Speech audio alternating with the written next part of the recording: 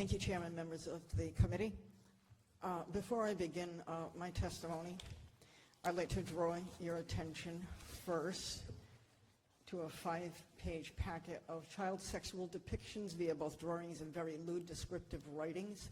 Could we please just show this to the committee members, please? Is that actual? Pass it along. Wait. Is that actual images? Is that like? Yes. Yeah, you can't distribute That's contraband. those. With- Yeah. To distribute it would be a crime, believe it or not. Oh, okay. Yeah, we don't want to do that.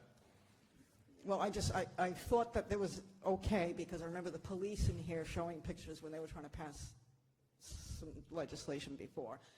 And they showed some graphic pictures to people on the committee. So I thought that that was okay to bring into I committee. don't know what it is, but out of an abundance of caution, I don't want to put you in a Okay. position to have somebody criticize Okay. you for that.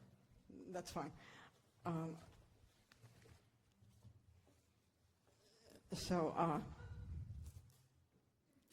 This is, anyway, it was one sample of many currently being marketed to a target audience of children.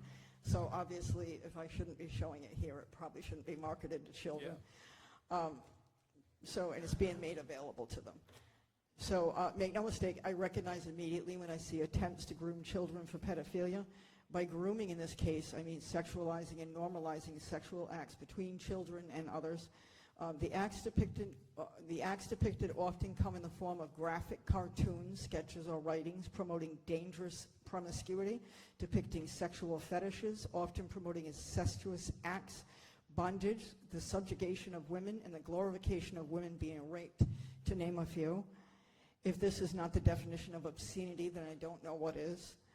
If this content was shared with you by a colleague, would you not rightfully be offended and consider it to be sexual harassment? And why then are we allowing our children to be exposed to this very same offensive material?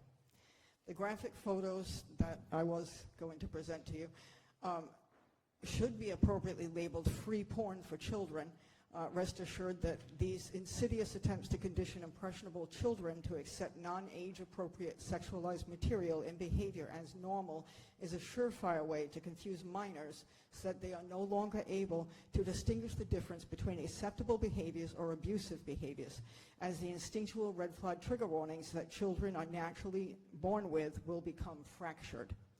They will no longer alert the unsuspecting child, turning our vulnerable children instead into easy prey for pedophiles. Do we not have enough deviant behaviors to contend with in society without promoting these harmful, degenerate behaviors into the minds of young, vulnerable children?